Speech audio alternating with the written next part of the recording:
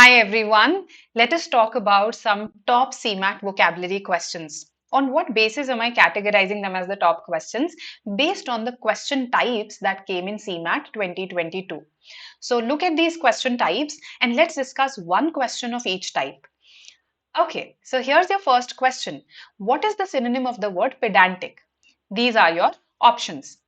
Now, whenever you have such synonym antonym questions, recall in which context you've heard this word, in a positive context, in a negative context. So, pedantic is a negative word. Confident, therefore, cannot be the answer. Now, punctilious, dogmatic. Dogmatic is someone who's very rigid about rules, right? That person is dogmatic. Now, punctilious is also a similar word. Punctilious means someone who cares about minor details and find faults in minor details also. So that is the precise meaning of pedantic. Someone who cares even about the minutest details and finds fault even with those minutest details. Hence B. Right. Negligent is not a related idea. So please eliminate and answer. Coming to the next question, word meaning. Look at this question here. What is the meaning of the word parochial? All right, so these are your options. Again, what I do is I recall in which context I have heard the word. So people say, oh, he has a parochial mindset. That means, so first of all, look at my expressions. Whenever I've heard this word, I've heard it in a negative context, right? Unworldly mindset. That means, you are an ascetic. You are not worried about earthly, worldly things. That is unworldly. But this is not a negative trait, isn't it? Inconspicuous. Now, a good word, again, a good vocabulary word. Conspicuous is something that's very noticeable. Inconspicuous, the opposite, something not easily noticeable, right? So, if you enter a room inconspicuously, nobody will notice you. And again, not being noticeable is not a negative trait, isn't it? So, based on the tone or the connotation, as we call it, associated with the word, I can eliminate A and C easily. So, the choice is between B and D. Narrow minded, unemotional. The answer is narrow minded. When we say mindset, when we talk about someone's parochial mindset, we mean to say they are very narrow minded, they're conservative, right? Okay, the next question type is phrasal verb. So last year the phrasal verb let up came in your exam. Now you have to tell me what the phrasal verb to hold out for means. These are your options.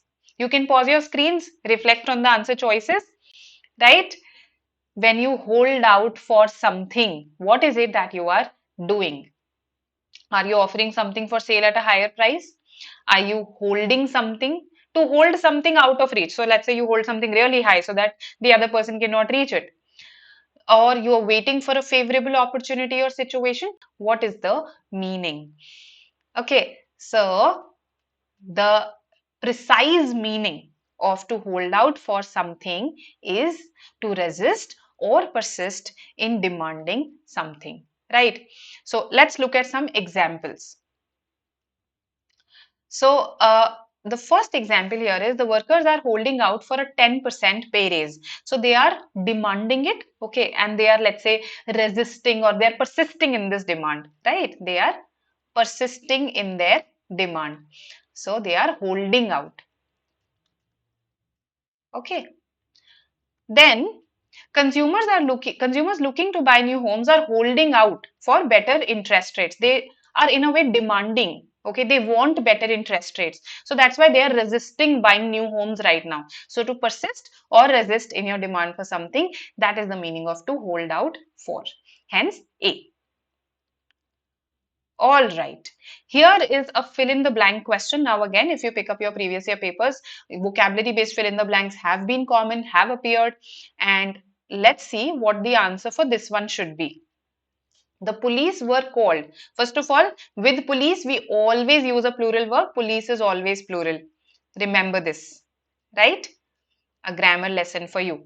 The police were called to investigate a dash of dash activities in the area, including, now look at the kinds of activities: drug dealing, vandalism, and theft.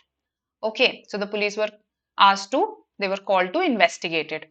So, investigate a wave of dash activities, A flux, I think this is the one that I would eliminate the fastest, because this means fluctuation. Whereas I want to indicate that there has been a rise in such activities. So flux is eliminated, right? Then a wave of, a surge of, a spate of, all tempting, right?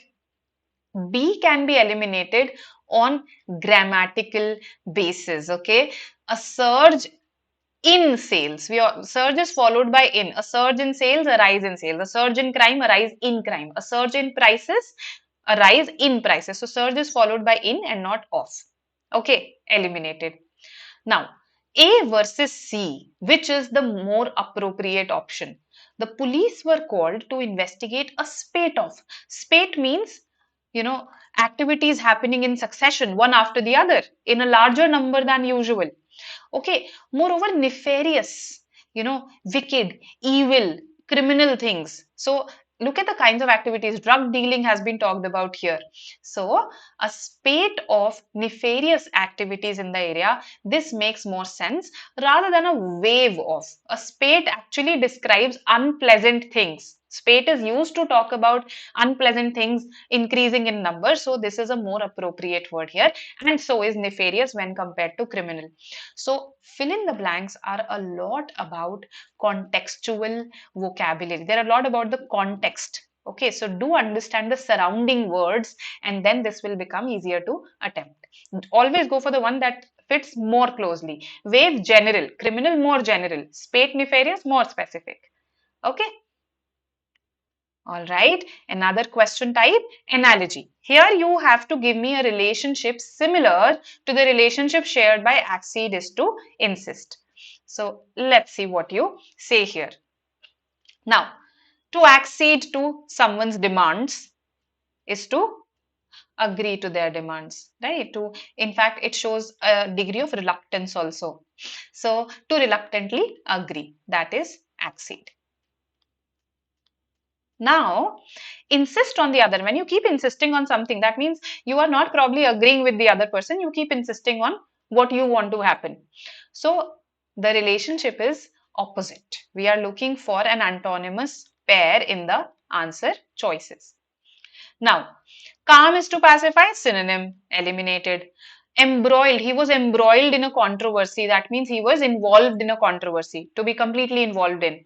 Frame someone, again, it means to trap someone, to make someone embroiled in something, right? So, this is not an entirely antonymous idea. Disparage, to insult someone. Affront, again to insult someone. So can you see that three pairs here are synonymous ideas, not completely substitutes of each other, but similar ideas. They cannot be the answers. So in analogy also, please group and eliminate. The answer is placate, which means to calm someone down, versus provoke, which means to instigate someone, to incite someone. So B is the answer here. All right. Okay, let's have a look at another question. So spelling questions came last year. Now, which of the following spellings is correct? A science word, yes. So students who studied biology would find it easy. Now, here you just have, my suggestion to you would be read the first option, and then instead of reading all the options, just recall that spelling in your head, okay? Because reading all the options can sometimes make you confused. So, the moment I read A, I realized, okay, no, something is off. I recalled the correct spelling and I realized a G is missing. And only one option had this G. So that made it a very easy question for me. Right? Diaphragm is the answer. Diaphragm is how we pronounce it. The G is silent. Diaphragm is this balloon-like structure, this structure present below our lungs, which expands and contracts as we breathe. That is diaphragm. Okay, so I hope I have given you an inkling of all the question types that were asked earlier. Plus, I've discussed some high frequency words with you. So remember them, and all the best for your preparation.